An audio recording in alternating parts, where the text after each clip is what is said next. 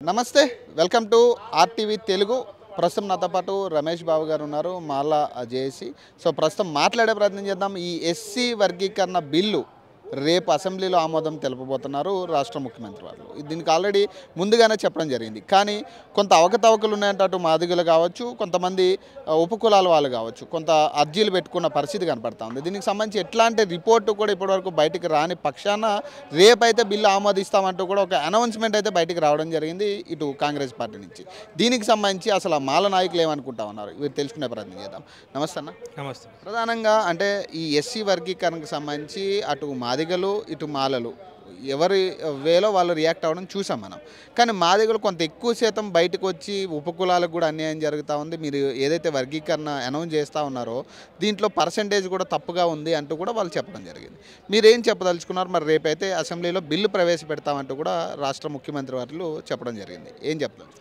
ఈ బిల్లు అసెంబ్లీలో ప్రవేశపెడితే మాత్రం మేము ఖచ్చితంగా బిల్లుని అడ్డుకుంటాం. మాల సంఘాలుగా చెప్తున్నాం, రాజ్యాంగ విరుద్ధమైన ఈ బిల్లుని మీరు కనుక అక్రమంగా అసెంబ్లీలో ప్రవేశపెడితే మాత్రం మా మాల ఎమ్మెల్యేలకు మేము డిమాండ్ చేస్తున్నాం. అసెంబ్లీలో ఈ మాల ఎమ్మెల్యేలు ఎవరైతున్నారో ఖచ్చితంగా వీళ్ళు అసెంబ్లీలో బిల్లుని అడ్డుకోవాలని చెప్పేసి మేము డిమాండ్ చేస్తున్నాం. లేకపోతే మా మాల ఎమ్మెల్యేలని మాల ద్రోహులుగా ప్రకటిస్తాం వాళ్ళు అడ్డుకోకపోతే. అదేవిధంగా బయట కూడా మా సంఘాలుగా మాల సంఘాల జేసీగా మాల మానాడుగా మేము సంఘాలన్నీ కూడా ఇక్కడ ఎస్సీ వర్గీకరణ బిల్లుకి వ్యతిరేకంగా ఉద్యమం చేస్తాం.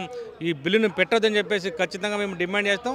ఈ బిల్లుని అడ్డుకుంటాం. అంటే ఒక పక్కన మందకృష్ణ మాదిగ చెప్తా ఉన్నారు మీరు ఏదైతే అనౌన్స్ చేసిన పర్సంటేజ్ ఉందో మాలలకి 5% కావచ్చు మాదిగలకి 9% కావచ్చు ఇదంతా కూడా బోగస్గా ఉంది మాకు 11% అమలు అవుతా ఉంటుంది మాలల్లో చాలామంది ఉపకులాల వాళ్ళు కలిసిపోవడం వల్ల దానికి ఎక్కువ శాతం వెళ్ళింది ఆ ఉపకులాల వాళ్ళని అందరినీ కూడా సెపరేట్ చేయాలి మీరు ఖచ్చితంగా అంటూ కూడా వాళ్ళు మాట్లాడడం జరిగింది మరి ఇది వాస్తవమేనా ఇప్పుడు మార్పు చేర్పులు చేయాలని చెప్పేసి మాదిగల నుంచి చాలామంది కూడా వినతి పత్రం వేయడం జరిగింది మార్పు చేర్పుల గురించి. అదేవిధంగా మాల సంఘాల నుంచి కూడా చాలామంది మార్పు చేర్పుల గురించి రిప్రజెంటేషన్స్ ఇచ్చారు కమిషన్కి. కానీ అవేం పరిశీలన చేయకుండా కమిషన్ గడువు కూడా ముగియక ముందే ఈ నెల 10వ తారీఖు కమిషన్ గడువు ముగియాల్సి ఉండగా దానికంటే ముందే రాష్ట్ర కేబినెట్ ముసాయిదా బిల్లుని ఆమోదించడం అంటే ఏంది ఒక కమిషన్ని కూడా అపాయసం చేస్తున్నట్టు కదా. కమిషన్ గడువు ముగిసేంతవరకు కమిషన్ ఉంచాలి. అభ్యంతరాలు ఏమని అవి స్వీకరించి బిల్లులో కొన్ని మార్పులు చేయాల్సిన అవసరం ఉంటుంది.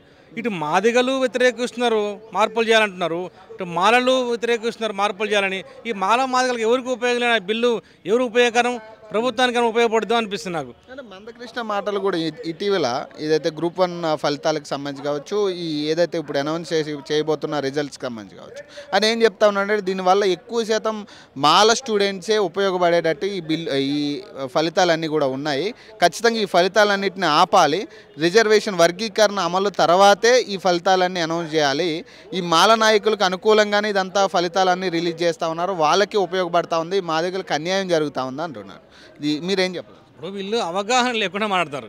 అంటే మందకృష్ణ మాదిగ కావచ్చు బీసీ లీడర్లు వీటర్లు కానీ పృథ్వీ కానీ వీళ్ళు చూసుకుంటే వన్స్ ఆ నోటిఫికేషన్ రిలీజ్ అయిన తర్వాత మళ్ళీ దాంట్లో మధ్యలో మార్పు చేర్పులు చేసి కొత్త రిజర్వేషన్ అమలు చేసే అవకాశం ఉండదు. వన్స్ నోటిఫికేషన్ రిలీజ్ అయిన తర్వాత కోర్టులో కూడా నిలబడదు. నోటిఫికేషన్ రిలీజ్ చేసేటప్పుడు ఎన్ని పోస్టులు ఉంటాయి ఏ విధంగా రిజర్వేషన్ ఉంటుందో అమలు ఉంటుందో అదే లాస్ట్ వరకు ఉంటుంది అది. కానీ దాంట్లో చివరికి క్షణం అది రిజల్ట్ బయట కొట్టే సమయంలో ఇది ఆపి వర్గీకరణ చేసి దాంట్లో ABCD 1 వర్గీకరణ అమలు చేయమంటే అది ఎట్లా సాధ్యపడుద్ది.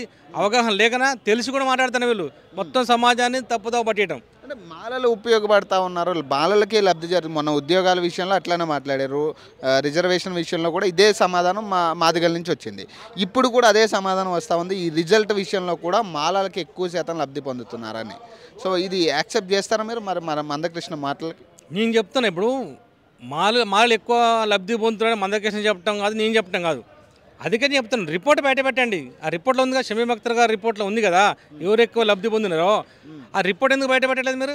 రిపోర్ట్లు బయట పెడితే దోపిడిదారు తెలిసిపోదు ఎవడు ఎక్కువ లబ్ధి పొందారో దాన్ని పబ్లిక్ డొమైన్లో పెట్టాలి మొత్తం సమాజం ముందుకు పెట్టాలి ఎవడు ఎక్కువ లబ్ధి పొందినని.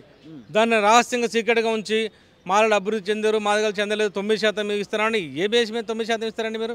చంద్రబాబు నాయుడు గారు అప్పుడు 6% ఇచ్చిండు. ఇప్పుడు నిరసనలు చెప్తా ఉన్నారు కదా ఎక్కడికక్కడ జిల్లా వ్యాప్తంగా కూడా నిరసనలు జరుగుతూ ఉన్నాయి ఇప్పుడు మాదిగల నిరసన వ్యక్తాలు జరుగుతున్నాయి ఇప్పుడు మాలలు కూడా జరుగుతాయి. ఈ యొక్క ఎస్సీ వర్గీకరణ బిల్లు కనుక అసెంబ్లీలో ప్రవేశపెడితే మాల ఆగ్రహానికి గురికాక తప్పదు. ఈ కాంగ్రెస్ ప్రభుత్వం కానీ రేవంత్ రెడ్డి గారి ప్రభుత్వం కానీ మాల ఆగ్రహానికి గురికాక తప్పదు. జరగబోయే పరిణామాలకి ఏదైనా రాష్ట్ర ప్రభుత్వం బాధ్యత వహించాల్సి ఉంటుంది. ఇప్పటిదాకా ఇక్కడ కూడా మాల నాయకులు కూడా ఎక్కడ రియాక్ట్ అయినట్టుగా తెలియట్లేదు కదా. అప్పుడు దానికి సంబంధించి ఇప్పుడు మేము అంత పెద్ద సింహగర్జన సభ ఎందుకు పెట్టాం? మేము లక్షలాది మందితో అది పెట్టి మేము మెసేజ్ తర్వాతే ఆ మందకృష్ణ వరుసగా ప్రెస్ మీట్లు పెట్టడం జరిగింది. దాదాపు 3 నెలల నుంచి డైలీ ఆయన ప్రెస్ మీట్ పెట్టడం జరుగుతుంది. ప్రెస్ మీట్లో చెప్తానే ఉన్నారు మాలలకి ఎక్కువ లబ్ధి జరుగుతూ ఉంది, మా వల్ల మేము అన్యాయం అవుతా ఉన్నాం అని కూడా ఆయన ప్రతి ప్రెస్ మీట్లో చెప్పడం జరిగింది. ఎక్కడా కూడా మాల మంత్రులు కావచ్చు, ఎమ్మెల్యేలు కావచ్చు, ఎవ్వరూ కూడా దీనికి సంబంధించి ఎక్కడ మాలలు అన్యాయం జరిగింది అని, మాదిగలకు అన్యాయం జరిగింది అనేది ఎవరు రియాక్ట్ అవ్వలేదు. ఎందుకు దీన్ని మేము అందుకే ఇప్పుడు డిమాండ్ చేస్తున్నాం. మా ఎమ్మెల్యేనే ఖచ్చితంగా మా ప్రజాప్రతినిధి ఇప్పుడు మాట్లాడాలి. ఇప్పుడు మాదిగల కోసం మాదిగల ప్రజాప్రతినిధులు ఎమ్మెల్యేలు ఎంపీలు మాట్లాడుతున్నప్పుడు మాలలు మాట్లాడడానికి ఏమైతుంది? వాళ్ళ జన నష్టం వీళ్ళకేం జరుగుతుంది? ఇప్పుడు మాదిగలు మాట్లాడుతున్నారు కదా, మాట్లాడిన మాలను ఓటేయకుండా పోతున్నారు వాళ్ళకి వేస్తున్నాం కదా. అదేవిధంగా వాళ్ళకి లేని వీళ్ళొక అడ్డు గీత మాలలకు ఎందుకు? లైన్కి వ్యతిరేకంగా వాళ్ళు కూడా మాట్లాడతారు. ఇది ఈ వర్గీకరణ అంశం ఇంకా మాలలు వర్సెస్ మాదిగలుగానే కనపడతా ఉంది కానీ ఉపకులాల వారీగా ఎవరికి అక్కడ లబ్ధి చెందే పరిస్థితి కనపడట్లేదు. ఇప్పుడు ఉన్న 15%లో ఇప్పుడు 9% ఆల్రెడీ మాదిగలకు ఇచ్చారు, మీకు 5% ఇచ్చారు, 1% మన ఉపకులాలకు ఇచ్చారు. కానీ ఇంకా మాకు మీరేమో 7% కావాలని మాకు అంటున్నారు, వాళ్ళేమో 11% మాకు ఇవ్వాలని మాదిగలు అంటా ఉన్నారు. ఉన్న 15%లో ఇంకెట్లా చేస్తారు? అంటే ఎవరిని నష్టం చేయాలనేది ఇదంతా.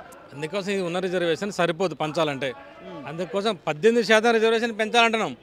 ఏదో చివరి డిక్లరేషన్లో వర్గీకరణ చేస్తామని చెప్పి వీళ్ళు వేస్తున్నారు కదా, అదే చివరి డిక్లరేషన్లో కాంగ్రెస్ హైకమాండ్ 18% వరకు ఎస్సీ రిజర్వేషన్లు పెంచుతున్నారు. ముందు రిజర్వేషన్లు పెంచాల్సిన అవసరం ఉంది.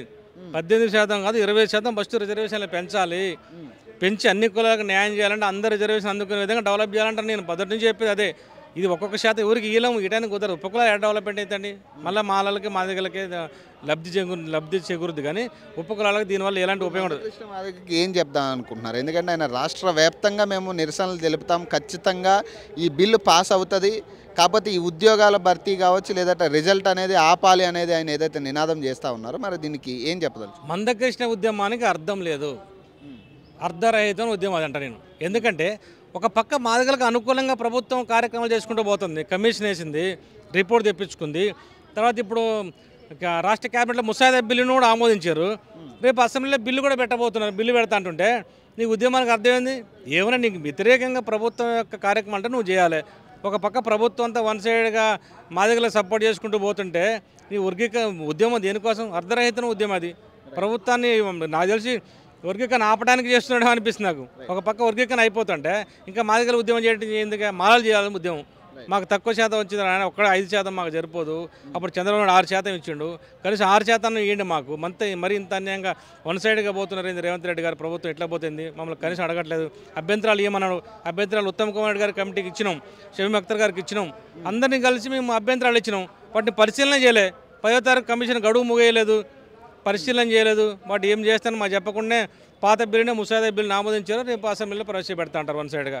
అందుకోసం ప్రవేశపెడితే మాత్రం రాష్ట్రంలో ప్రతి మాల మాత్రం చాలా ఆగ్రహంగా కోపంగా ఉన్నారు. ఈ యొక్క ప్రతి మాల యొక్క ఆగ్రహాన్ని చౌచుగా చెప్పదు కాంగ్రెస్ పార్టీ ఎటుకోకుండా అయిపోద్ది. అటు మాదిగల ఓట్లు పోతాయి, ఇటు మాలల ఓట్లు కూడా పోతాయి. రెండుకి చెడ్డ రావిడిగా ఈ యొక్క కాంగ్రెస్ ప్రభుత్వం పరిస్థితి అయితే కొనసాగుద్ది. ఈ వర్గీకరణ అనేది చట్టవిరుద్ధమైన బిల్లు, ఇట్లా పెట్టకూడదు, 9% ఇవ్వకూడదు. జనాభా ప్రకారం వర్గీకరణ చేయమని చెప్పలేదు. ఏది సుప్రీంకోర్టు జనాభా ప్రకారం చేయమని చెప్పలేదు. వెనకబడ్డోడు ప్రాధాన్యత ఇవ్వన్నది. 2011 జనాభా లెక్కలు తీసుకొచ్చి ఉమ్మడి ఆంధ్రప్రదేశ్లో జనాభా తెచ్చి 9% వాళ్ళకి ఇస్తాం, 5% వీళ్ళకి ఇస్తుంది. ఇది రాజ్యాంగ విరుద్ధమైంది. ఈ బిల్లు ప్రవేశపెట్టడాన్ని మేము అడ్డుకుంటాం. ఈ బిల్లు ప్రవేశపెట్టినా కూడా కోర్టులో న్యాయస్థానంలో ఖచ్చితంగా మేము అడ్డుకొని తీరుతాం.